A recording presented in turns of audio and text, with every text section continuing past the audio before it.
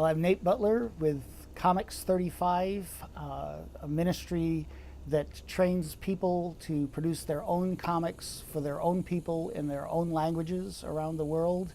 Our name, Comics 35, is spelled C-O-M-I-X 35, and the X 35 of our names is from Exodus 35, verses 30 to 35, where God gifts the artisans who are going to create the works of art for the tabernacle, and not only gives them the ability to create the artwork, he also gives them the ability to teach what they have learned from him about creating art. And that's what our ministry is about. I worked for 20 years in the comics industry, and we're now using that ability to teach others.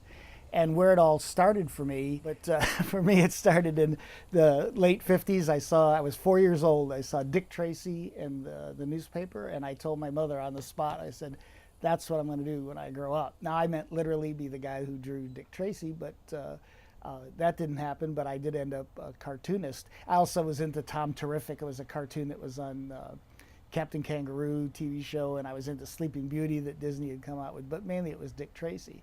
So I had a brother that was just 14 months older than I was, and he liked to draw too, and we got very competitive about drawing stories. And it was in 1962. We were up in Woodstock, Vermont, staying with my grandparents for the summer. And, you know, the typical kids, a beautiful place, Vermont. It was like Eden for me. But we were sitting around, we were bored, and my grandfather brought out the I think it was January issue of National Geographic from 1962, and it had number of things in it that really interested me, but they had a thing about the Swedish warship, the Vasa. And the Vasa was this wonderful warship the Swedes built, and on its maiden voyage, it turned over and sunk in the harbor. But they were pulling it up, and they were restoring it in this story. But my brother and I were fascinated, so we came up with these stories of these sea whalers. And Captain Clark was my character, and Captain Lincoln was his character. And these sea whalers, and they fought pirates and stuff, but then, you know, James Bond and Man from U.N.C.L.E. happened, and so they became sea whaling detectives, and we would just draw these stories, and we were, you know, precocious kids that we thought, well, when historians found our stories years from now, whoever had the most stories, obviously the historians would say, well, he began first because he had the most. So we would just, you know, we would do stories where, you know, Captain Clark comes home and he says, "I'm home, honey," and the end. And, you know, and then the next story, so that we could do lots of stories. But we actually got, I think we learned a little bit of storytelling craft by the time we hit, you know, our teenage years. And David got into girls ahead of me, and so he stopped drawing sooner. And but I kept. I got into the Marvel comics. I was a DC Comics guy as a kid, loved the Superman, Batman, Wonder Woman titles, and got into the Marvels, the X-Men and Spider-Man and stuff when I was in middle school. And that the style of doing that style of comics got to me, and so I started incorporating that in what I did. But I grew up in a mainstream denominational church where I didn't see any evidence of God. You know, we went to church on Sundays, and the only other time God was mentioned was in our prayer time. And my dad, who was not a believer at the time, you know, he would just do the standard prayer, you know, the God bless this food to our use and us the service, and keep us ever mindful of the needs and wants of others. For Christ's sake, amen, he'd say. And I would be like, Dad, the way you say this sounds like a curse. It doesn't sound like a prayer. And so I hit 13, and I was like, there is nothing to this.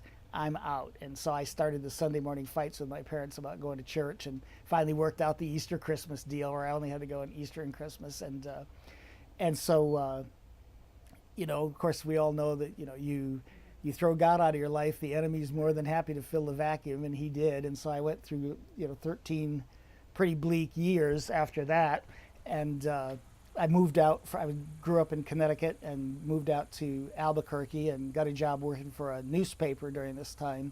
And it was a small non-union place where I could go to all the other departments, learn about, you know, typography and lithography and printing. And I published a couple of comic books, you know, very new agey, weird, stupid comic books at the time in a tabloid format, but learned a lot about production. and then I quit to freelance. That was my dream. I wanted to freelance and be a cartoonist. Well, that first year of my freelancing was my last year as an unbeliever, and I sold a lot of my comic book collection just to keep Cheerios on the table, and then I got to, it was in the summer, and like I said, I had about 13 years under my belt as an atheist, and had debated a lot of people. And when I first started talking with people, or when people wanted to talk to me about the Lord, I did debate, and by the end I just hated Christians. I just hated them, and I just wanted them to get out of my face as fast as possible. So I would just be as nasty and as mean as I could to them, just to get them to go away. And I made this new friend. His name was Jose, and he was the first Christian guy that I'd ever met, or guy who professed to be Christian. He was had grown up Roman Catholic, who I couldn't be mean enough to him to get him to he would keep coming back, which was unusual, and he would keep bringing Jesus up. And I was like, what is it with this guy who I can't chase him away, but he still wants to be my friend? And I mean, I would do just horrible things to make him go away, and he kept coming back, and that kind of struck me. And so that summer, and I'd had a lot of problems with, like I said, I hate to give glory to the devil on these things, but I'd had a lot of problems that I was starting to doubt my sanity, and that summer I finally thought, well, maybe I could believe there's a God, maybe, but I would have to become a Jew, because I never the Jesus thing, never ever the Jesus thing. And but even just thinking there could be a God, I honestly, people laugh when I say it, but I honestly thought it was drug-induced insanity. And so an uncle of mine who was an Anglican minister had come to visit me, and he wanted to go to church, and I said, I'll take you wherever you want to go, but I'm not going. So I took him to a church that I distinctly remember as being in the North Valley of Albuquerque, and but I wrote to him and I said, what's happening to me? I described everything that was going on in my life. And then in the meantime, before I got a letter back from him, I was all alone. I lived in this little efficiency apartment downtown in Albuquerque, and I was by myself one night, and I was thinking, it was right around Thanksgiving time, and I was thinking, I need to hear, I don't remember if I thought Christian music or Christmas music, and I don't think it really would matter that much at the time. It wouldn't have been a whole lot of difference to me, but they used to have those little Evitone sound sheets, those little black plastic things that were bound into magazines, and I had one of Christmas music, and I played it, and it felt really comforting. And then I was trying to think of what else I had, and I remembered that this was 79. In 72, my that same uncle had taken me to, I'd gone up to see him in Boston, and he'd said he'd take me to a musical if I came up to see him. And at that time, Hair was really big, and I thought, oh great, we'll go see Hair, because he's cool, And well, he took me to see Godspell, the musical based on the Gospel of Matthew, and I thought, oh man, these people, they will never quit, all the time with talking to me, want to talk to me about Jesus. So we went to see it, and I hunkered down in my chair, and I'm like, oh, I'm not going to enjoy this thing. Well, I really liked it. And so I bought the album in the lobby as we left, and my uncle looked way too encouraged by that. So I was as nasty as I said, I just like the music, I don't like the words. And he tried to witness to me on the way back he was living in a sort of a monastery kind of thing there in Cambridge, and so I still had this album, and I'd listened to it a lot over the years. And so that night I got that album out and I was playing it, and unlike Jesus Christ Superstar, there's resurrection in Godspell. And in this production I had seen, they crucified him on this chain link fence, and when he's singing about, oh God, I'm dying, and he dies, and they take him down and they're singing, oh God, you're dead, and they take him off stage, and then the music swells and they start singing Long Live God, and he comes bounding back onto the stage, and I'm singing along with this, and I'm a visual guy, I'm an artist, and I'm thinking about this stage production that I had seen, and the Holy Spirit just fell down on me there in my apartment. I went down on my knees, and I was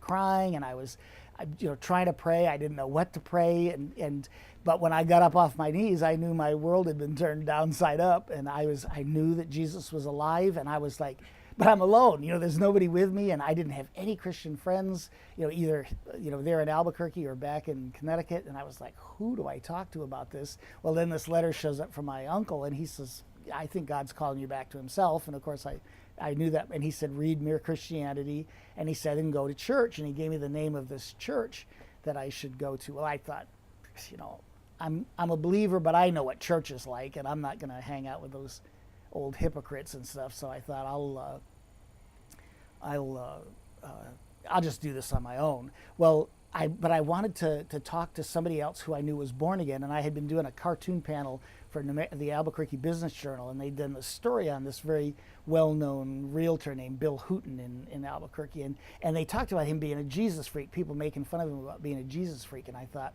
wow, I want to talk to him. And I'd done so poorly that first year as a freelance cartoonist that I'd taken a job at an advertising agency selling motivational programs, the little cassette tapes you put in the morning, I am great and I am good and I'll own a castle in Scotland, something kind of thing, And so I was selling those, and I thought, well, I'll try to see if I could set up an appointment to sell, to say I want to sell him one of these things. So I called, and he was a big shot, but his secretary said, yeah, okay. She put me on the calendar, and I went in, and he saw me, and I started with my little flip chart canned presentation, and he finally said, son, he goes, Jesus Christ is my motivation. I really don't need what you're selling. I slammed that book shut, and I said, good, because I'm not really here to sell this to you. I said, I've just been born again, and I don't really know what I do, what happens now.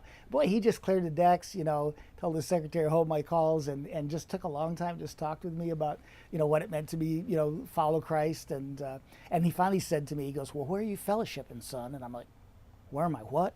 And he goes, where you go to church? And I said, oh, I'm not going to go to church with those old hypocrites. And he said, you have to. And I was like, wow. Well, I'd grown up in this, Anglican church in New England, and to me, Baptists at that time were the weirdest of the weird. So he went to the Baptist church in town. He said, come to Hoffmantown Baptist where I go now. Oh, I said, I'll think about that, sir. And I'm thinking, no way.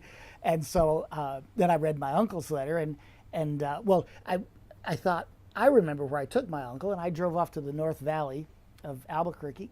I drove past that church all the time to go to the grocery store. I couldn't find that church. Went home, got the letter, and it was a different church. And I went to this church that he had written down, and I wasn't sure that was the right church, but I went down and I drove around, and it was a gray day. I remember the building sat on this delta of property, and I drove around, and I was like, that looks just like I remember church. It looks, I don't know. And so I went that Sunday, and I just, it just seemed dead and stuff. And then halfway through the service, they had this kind of almost like open, it was announcements, and it became like a town meeting, and everybody lightened up, and I was like, oh, I like this a lot. And then it went back into the liturgy kind of stuff, and I was like, I'm out of here. So at the end of the service, everybody's going out, and they're shaking hands with the pastor, and good sermon, pastor, good sermon, And I thought that's all I have to do is just say, good sermon, and shake his hand and get out of here. And so I said, good sermon, and I went to move, and he didn't let go of my hand. And I turned back, and he was staring at me really intently, and I just felt the Holy Spirit roll out his arm and hit me, and he said, come back. And I said, no, I will. And I wouldn't have done it if that hadn't happened. And I told him about it later, and he goes, really? He says, and he was kind of a ditzy guy, and he said, and I'm sure he was right when he says, I wouldn't have known you were new. I wouldn't have, he said, that had to have been the Holy Spirit. And that's where I eventually met my wife, Susan, and she was director of education there, and they gave me the tour, and I saw the Sunday school. It was very interactive Sunday school, not just kids sitting there as somebody goes, fa, fa, fa, fa, at the blackboard. And so I was in, because I was a freelancer, I was free during the day. And so it was me and a lot of old ladies in these different classes during the day. And so Susan came to talk to them about the Sunday school. And I was like, oh, our Sunday school is great. And it went on and on and on. And so she recruited me as a Sunday school teacher. And then the Lord, one night, the Lord, sort of, it wasn't like love at first sight at all. It was just one night the Lord it was almost like he went dink at the back of my head and just said, look at that woman. And I did, and I found her kind of interesting. And so, but she was older than I was. She was older, and she was a single mom. She'd been a single mom for 6 years, but we eventually worked through all that. Susan and I got married, and I helped raise the two girls, and she was invaluable to me. And as you know, I'm running this freelance business, you know, and helping me get more serious. Well, you know, now I had a family, and so I had to be more serious. And then the Lord, one night I was sleeping. I had this freelance business. I mainly worked in Albuquerque. I did a lot of work for local clients, cartooning, commercial art, graphic design. And one night, I couldn't go to sleep, and I felt like the Lord was telling me that I had taken a trip, a cross-country trip, in '75, and I picked up two guys hitchhiking on the Texas-New Mexico border. And of course, this is when I was not a believer. And these two guys, I was going to stop. My car was having problems. I was going to stop at Tucumcari, New Mexico, way over in the east. And they said, "You take us all the way to Albuquerque, and we have a place that will put you up." And so I did, and that was part of the reason I ended up in moving to Albuquerque when I was 21. But also my dad had been there before and after World War II. But I picked up these guys hitchhiking, and when the Lord was telling me that I should get back in touch with them, I thought, well, I knew they were both secular Jewish guys, but I thought, well, you know, I guess the Lord wants me to witness to them or something. And so it was all pre-internet, so I went down to the library and I looked them up. I knew they lived in Manhattan and New York City at that time, and looked them up, and I wrote them both letters. And in the years since I had seen them last, one of these two guys had become senior editor of Muppet Magazine in New York. And it just so happened that Susan and I were going back to Connecticut for my parents' 40th wedding anniversary. So I took my portfolio, and after Susan and I were at the anniversary reunion thing, we took the train down to New York, and I had a chance to show my portfolio to this guy, and one thing led to another, and I eventually ended up working for the Henson people and for Archie and DC and Marvel Comics. And you know, one thing every time I would make a trip back, I would try to, you know, land another client. And you know, for a lot of young kids, they find out I work for Marvel and DC, they're like, oh, they think it's so cool because superheroes. Well, I didn't work on the superhero stuff. I worked mainly on the kids' books. I worked on Heathcliff and Muppet Babies, and you know, a lot of people say, well, don't tell people this, but I worked on Barbie too. I won the Barbie comic, and New Kids on the Block. I mean, for Harvey Comics, I did a lot of stuff in comics, and I stopped at one point and I thought, wow, you know, the Lord put me through this lifelong training process, you know, to work on this book. And it was fairly well received. I was pretty upfront about in the market that it was Christian, and that hurt sales, because there was one distributor, one of the big distributors.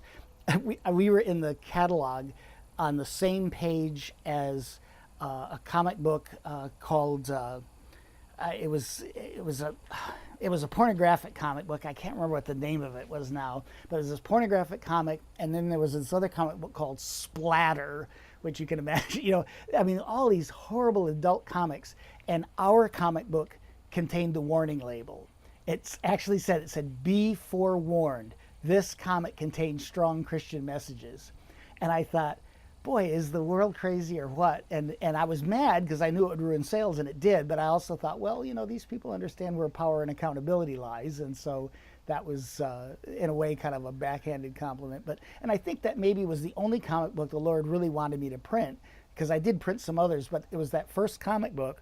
I was on a Christian TV show being interviewed, and I left a copy of the comic book. And the next day, a guy came in, and he had grown up in England, and his son was trying to produce Christian comics in England, but that son also knew a missionary working with Native people in Canada who had produced a comic, and the son in England connected me to the missionary in Canada. And I was talking with him, and he said, after he had produced this comic it was called Dan Red Eagle, he said that after he'd and he just kind of worked. He was a writer, and he kind of worked his way through the comic book. The minute he had done it, he had all these missionaries come to him and say, "Well, hey, help us produce a comic because everybody here in Mongolia is reading comics, or everybody here in in Thailand is reading comics." And he said, "Whoa, whoa! I'm just a missionary who kind of felt my way through the process. We need a pro who could teach us how to produce comics." And boy, the minute he said that, that vision just exploded in my head, and I was like, "Me, here I am, Lord, send me. I want to be the guy that does that," which is really interesting because I never really wanted to teach. I was one of those very snooty people who, always said, them what can does and them what can't teach, that I can and I do, but this vision just exploded for me. So I started, we did a first training comics seminar in Tagaytay in the Philippines in '96, and it went really well. We had 30 people from, I think it was 12 different countries and 8 different mission agencies and stuff. There's ripples from that still going out. People we're still working with from that time. And so we decided to found this ministry, the Comics 35.